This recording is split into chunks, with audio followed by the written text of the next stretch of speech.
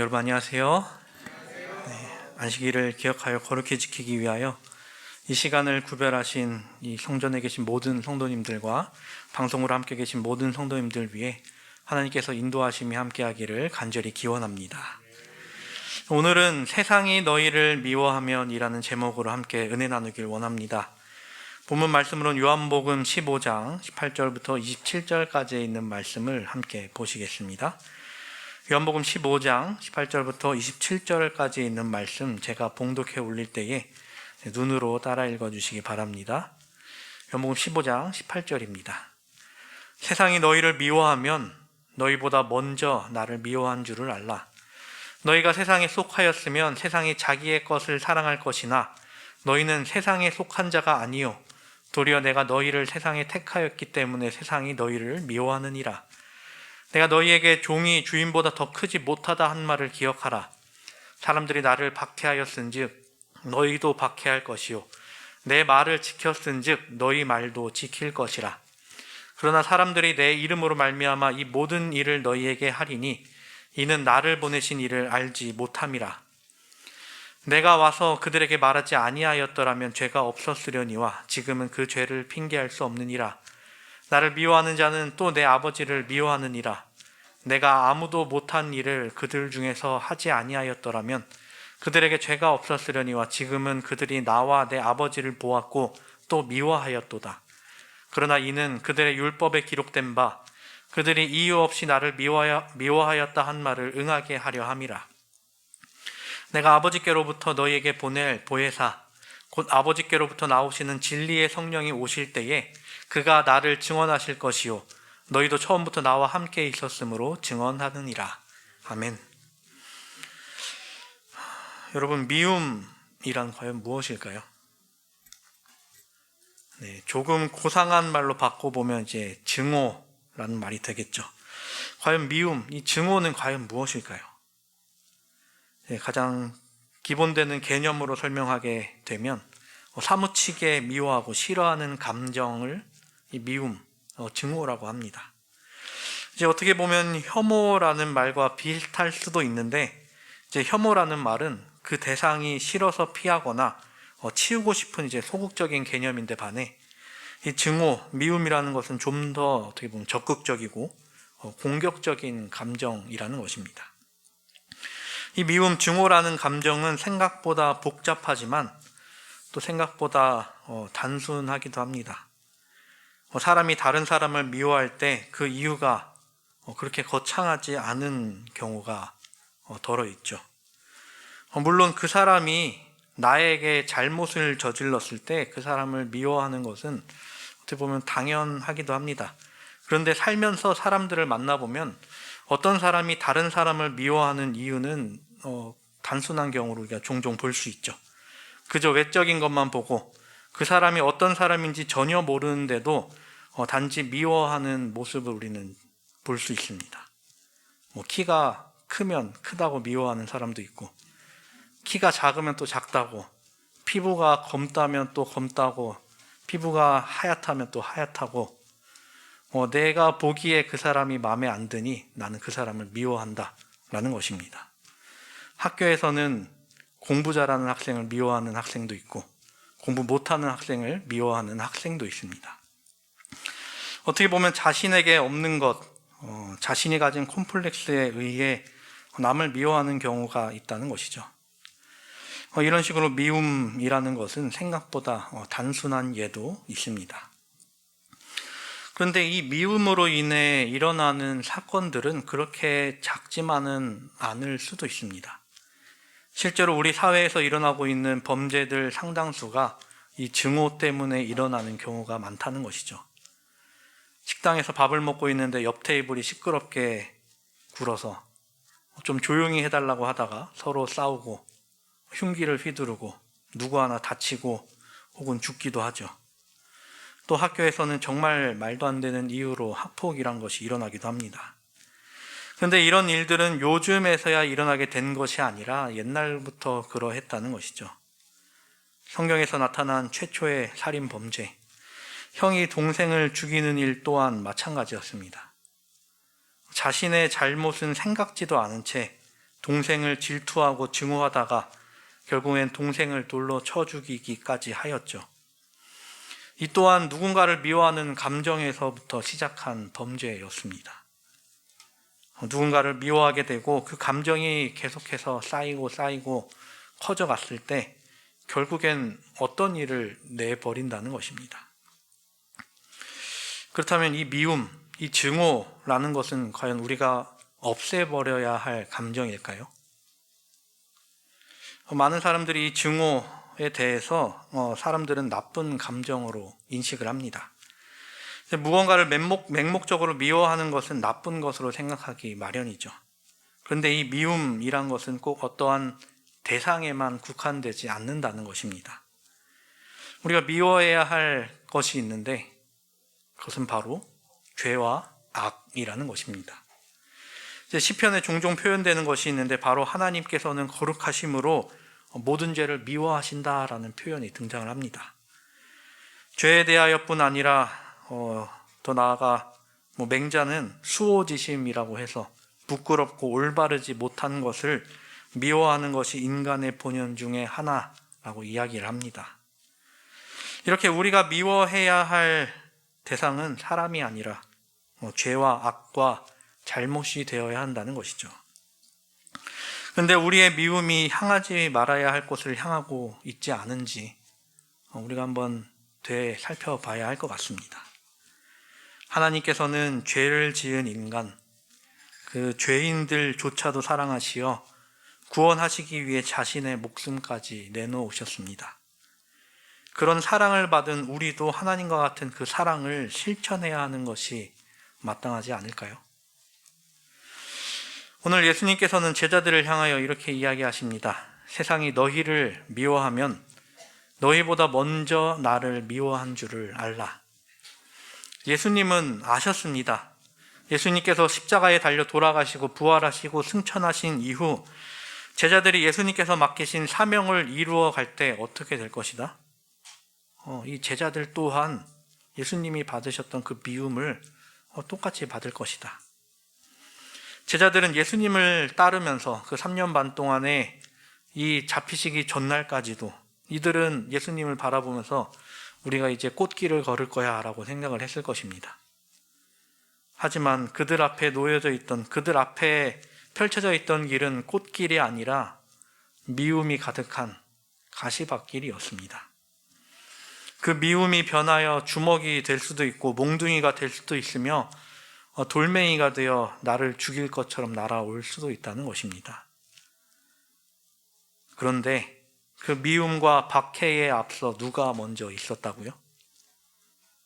네, 예수님께서 먼저 그 박해를, 미움을 받으셨다는 것입니다. 이것이 무엇을 의미할까요? 제자들이, 그리고 더 나아가 우리가 미움을 받는다는 것은 예수님께서 가신 길을 우리도 가고 있다라는 것입니다. 예수님이 받으셨던 것을 우리가 또한 받는다는 것은 우리가 가는 길이 올바른 길이다라는 것을 알려주는 것이죠. 예수님께서 가신 길을 고스란히 따라간다면 당연히 예수님께서 겪으셨던 것도 똑같이 겪는 게 당연하기 때문입니다. 그렇다면 예수님께서 그리고 제자들이 우리가 미움을 받는 이유는 무엇일까요? 그 이유에 대해서 이어서 이야기하시죠. 너희가 세상에 속하였으면 세상이 자기의 것을 사랑할 것이나 너희는 세상에 속한 자가 아니요 도리어 내가 너희를 세상에 택하였기 때문에 세상이 너희를 미워하느니라. 한 신학자는 이 말씀을 주석하며 이렇게 질문합니다. 세상이 우리를 미워하는가? 만일 그렇지 않다면 왜 그런가? 세상이 그리스도인답게 되었는가? 아니면 그리스도인들이 세속적이 되었는가? 이 질문에 대해서는 우리가 분명 생각을 해봐야 합니다.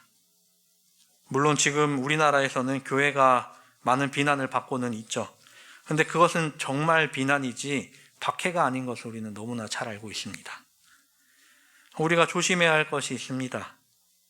그것이 바로 교회가 세상을 사랑하는 것을 조심해야 한다는 것이죠.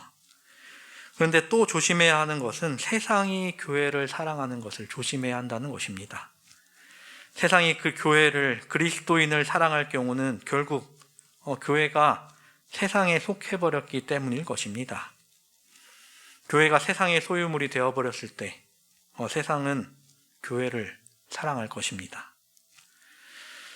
교회의 역사를 한번 되짚어 보겠습니다. 예수님께서 하늘로 승천하실 때 제자들에게 말씀하셨죠. 마태복음 18장 19절에서 20절. 그러므로 너희는 가서 모든 민족을 제자로 삼아 아버지와 아들과 성령의 이름으로 침례를 베풀고 내가 너희에게 분부한 모든 것을 가르쳐 지키게 하라. 볼지어다 내가 세상 끝날까지 너희와 항상 함께 있으리라 하시니라. 그리고 사도행전 1장 8절에 이어서 이야기하시죠. 오직 성령이 너희에게 임하시면 너희가 권능을 받고 예루살렘과 온 유대와 사마리아와 땅끝까지 이르러 내 증인이 되리라 하시니라. 누구의 증인이 된다고요? 네, 예수님의 증인이 된다라고 하십니다. 그래서 이 말씀을 들은 제자들은 성령을 받은 뒤 세상 곳곳을 다니면서 이 천국 복음을 전하기 시작을 합니다. 근데 그들의 삶은 어떠했나요? 평탄했나요? 아니요. 예수님의 제자들, 예수님의 사도들 대부분은 순교를 당합니다. 그리고 예수님의 생전에는 제자가 아니었지만, 예수님께서 이 땅에 계실 땐 제자가 아니었지만, 나중에 예수님을 만나고 사도가 된 바울은 자신의 편지에 자신이 받은 이 고난에 대해 이야기를 하죠. 고린도후서 11장을 살펴보면 그 이야기가 쭉 나열되어 있습니다. 맞는 일은 너무도 흔했고 죽을 뻔한 경험도 여러 번 있었다라는 것이죠. 그런데 그는 이어서 하는 것은 자신이 겪은 것으로 인하여 그것을 난 자랑으로 여긴다라는 것이었습니다. 왜였습니까? 자신이 겪은 일은 이 일을 통해 복음이 전파되면 물론이고 예수께서 가신 그 길을 따라간다는 것에 관한 자신의 자부가 있었기 때문이었습니다. 이렇게 목숨을 걸고 사람들이 복음을 전하면서 이곳저곳으로 그 복음이 전파됩니다. 근데 믿는 사람이 많아졌다 하여 그들의 신앙은 절대로 편해지지 않았죠. 여전히 핍박이 거셌습니다. 그리스도인들의 순교는 계속해서 이어졌습니다. 언제까지 이어졌나요? 그리스도교가 로마의 국교로 지정되기 전까지 그 핍박을 받습니다. 교회에 대한 핍박이 그치던 때 교회는 세상으로부터 사랑을 받게 됩니다. 그런데 그 세상으로부터 온 사랑이 결국엔 교회에게 독이 되어버리는 것이죠. 나중엔 누구도 교회를 건드릴 수가 없었고 교회의 수장은 왕들을 아래에 두게 됩니다. 그렇게 빠르게 세속화가 되고 교회가 권력을 쥐고 세상을 호령하게 되었습니다. 당연히 교회는 타락했죠. 그러다가 다시 핍박이 시작됐던 때는 언제인가요?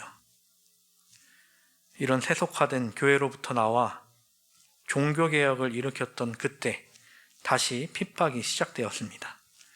루터, 칼뱅, 찌뱅글리 등으로 시작된 종교개혁에 동참했던 많은 사람이 기존 교회였던 카톨릭으로부터 핍박을 받았습니다. 그럼에도 사람들은 진리를 위해 목숨을 걸었으며 핍박을 피하지 않았습니다. 구교와 신교로 나뉘어 또 시간이 흐르고 난 뒤 한동안은 또 평화로워지죠. 그런 평화로운 시기에 이제 복음 전파 운동이 시작됩니다. 그러다 다시 사람들로부터 미움받게 된 때가 있으니 바로 재림운동의 때입니다. 재림운동 때 이제 재림의 날짜를 정하고 그때가 오기 전에도 비난을 받았고 미움을 받았고 재림운동이 그친 뒤에도 여전히 미움을 받았죠. 그렇다면 우리나라는 어떤가요?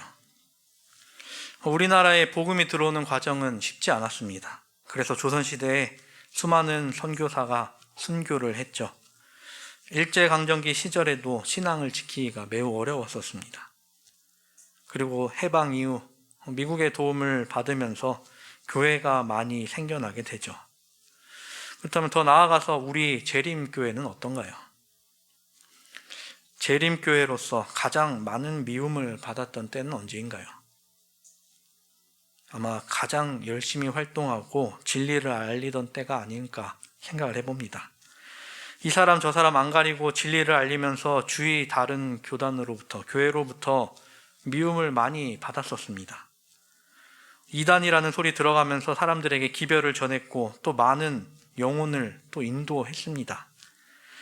그러다가 2000년대쯤에 와서 교단 차원에서 목사님들과 신학과 교수님들이 이 교리적인 내용들을 증명해 가면서 정통교회라는 타이틀을 얻어냈죠. 당연히 우리가 받아온 오해를 풀어야 했었습니다. 하지만 그 오해를 풀었다 해서 우리가 정통교회라는 이름을 얻었다 해서 더 선교가 잘 됐느냐? 그렇지 않았다는 것이죠. 물론 세상의 세속화가 가속화되어 버리는 바람에 어느 교회건 선교 활동이 쉽지 않았던 것은 사실입니다. 그래도 미움 받았을 때 더 뭔가 끌어오르는 것이 있지 않았었나 생각을 해봅니다. 지금에 와서는 우리가 코로나로 인해 선교가 더 어려워졌습니다. 그럼에도 우리가 새천사의 기별을 천국 복음을 전하는 일을 멈춰서는 안 될 것입니다. 우리가 가진 재림 기별을 더 열심히 전하여 많은 영혼이 하늘로 인도될 수 있게 되기를 간절히 바랍니다. 예수님은 이어서 이야기하십니다. 종이 주인보다 더 크지 못하다 한 말을 기억하라. 사람들이 나를 박해하였은즉 너희도 박해할 것이요 내 말을 지켰은즉 너희 말도 지킬 것이라. 예수님께서 하신 이 종이 주인보다 더 크지 못하다라는 말씀은 이전에 요한복음 13장 16절에 이미 하신 말씀이었습니다. 이 말씀에는 여러 가지 의미가 담겨 있는데 이 말씀을 하셨던 때를 우리가 떠올려 봐야 됩니다. 예수님께서 이 말씀을 하셨던 때는 이제 막 그 집 안으로 들어가셔서 제자들의 발을 씻기실 때였습니다. 예수님께서 몸을 굽히시고 제자들의 발을 하나하나 다 씻기시고 다시 일어나 하셨던 말은 내가 너희에게 행한 것을 너희가 아느냐? 내가 주와 또는 선생이 되어 너희 발을 씻었으니 너희도 서로 발을 씻어주는 것이 옳으니라. 내가 너희에게 행한 것 같이 너희도 행하게 하려 하여 본을 보였느니라 라는 말씀 뒤에 하신 말씀이 종이 주인보다 더 크지 못하다라는 말이었습니다.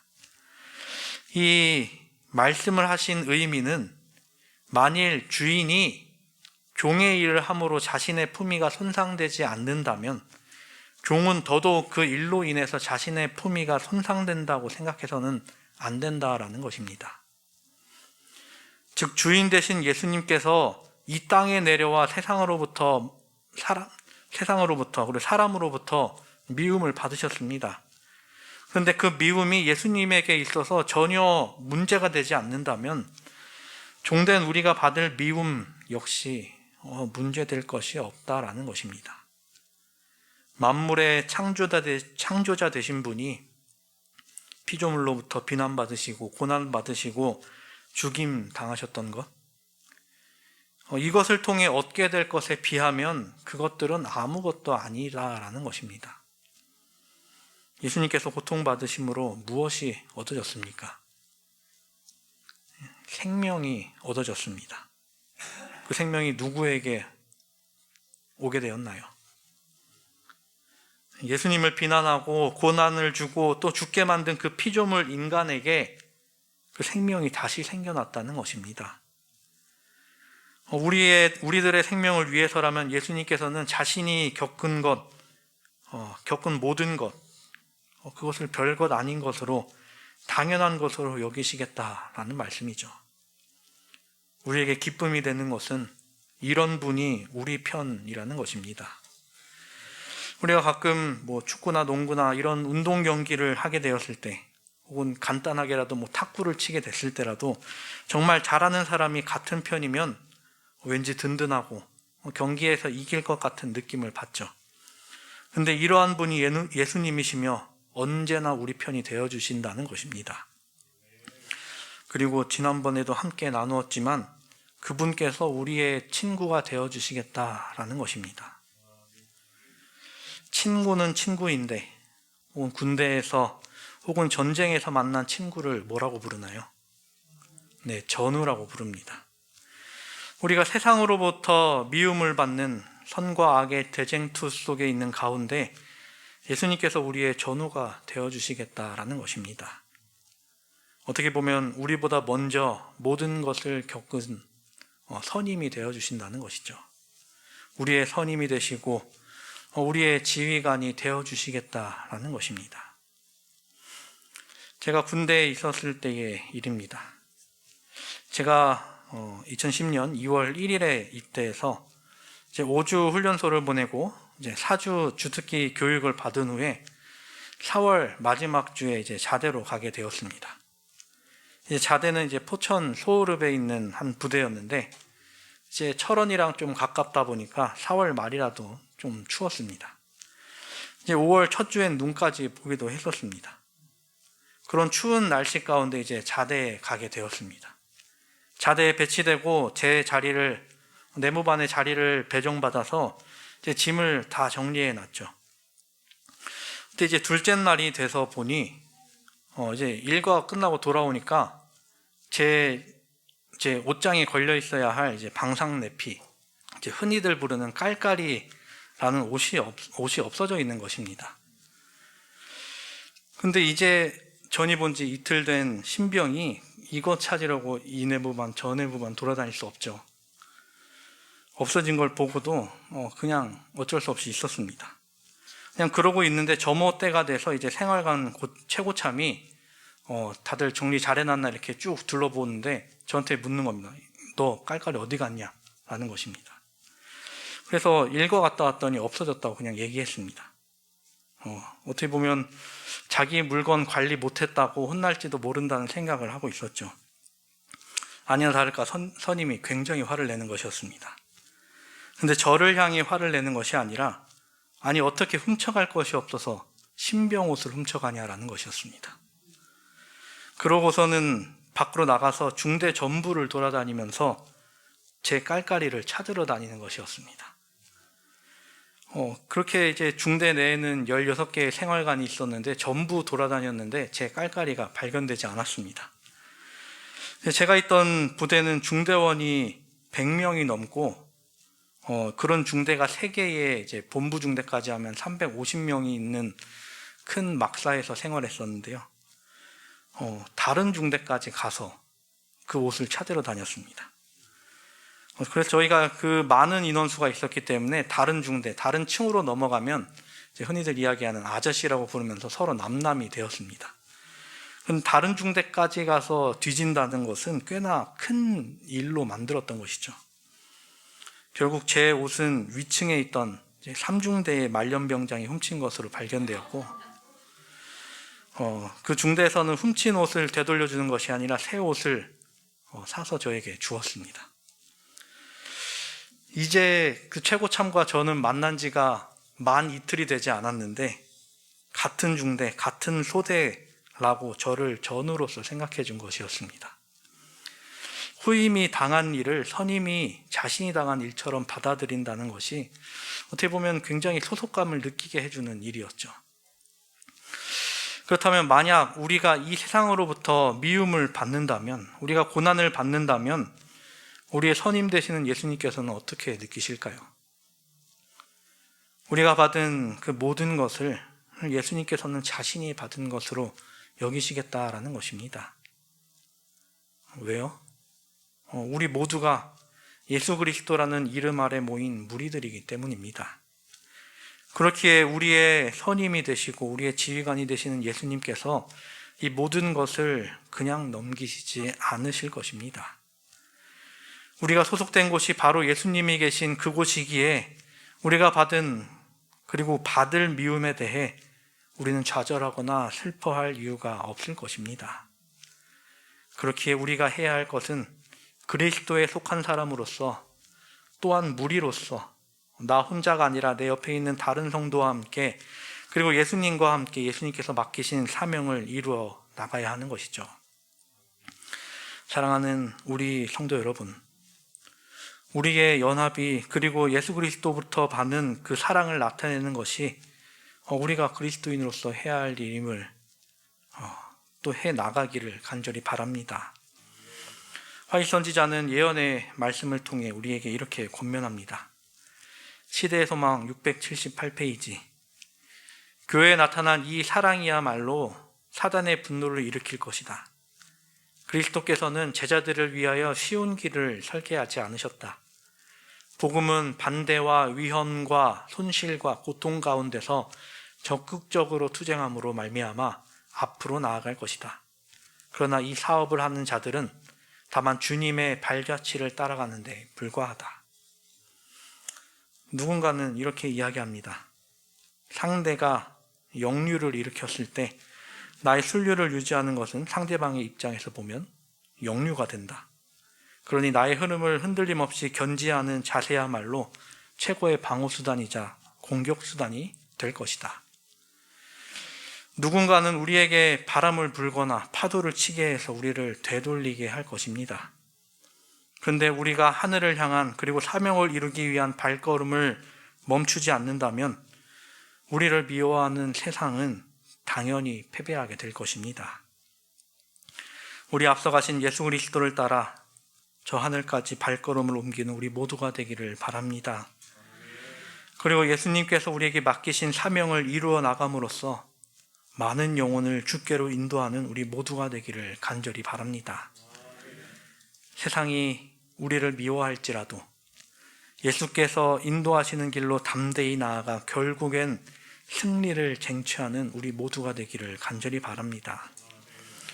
이 안식일 더욱 예수님의 말씀에 귀 기울이고 조금 더 예수님을 닮아가는 이 한 시간이 되기를 바라면서 말씀을 줄이겠습니다.